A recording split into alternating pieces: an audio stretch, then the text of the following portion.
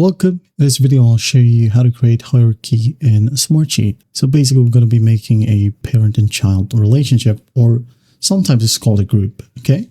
So for example, we're talking about colors. Now we have color blue. Okay. At the bottom, we have red, we have yellow, or maybe pink. Okay. And then once that's done, to make a hierarchy, so colors right here includes blue, red, yellow, and pink.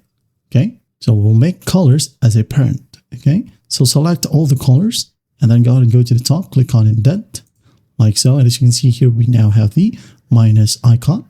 When you click on it, all the colors will be inside the parent right here, which is the colors. Okay, when you click on the plus sign right here, it pops out all the colors.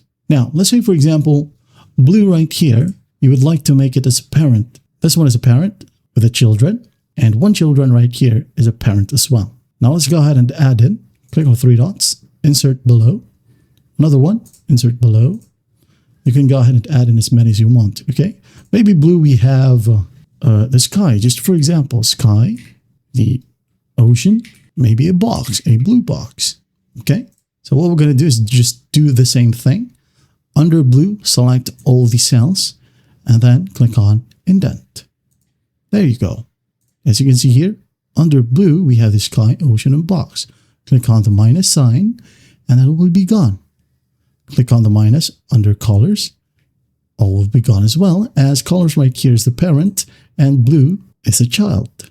Okay? As well as red, yellow, and pink. And that's basically how you do it. That's how you create a hierarchy here in Smartsheet. Well, I hope this video helps, and I'll see you in the next one.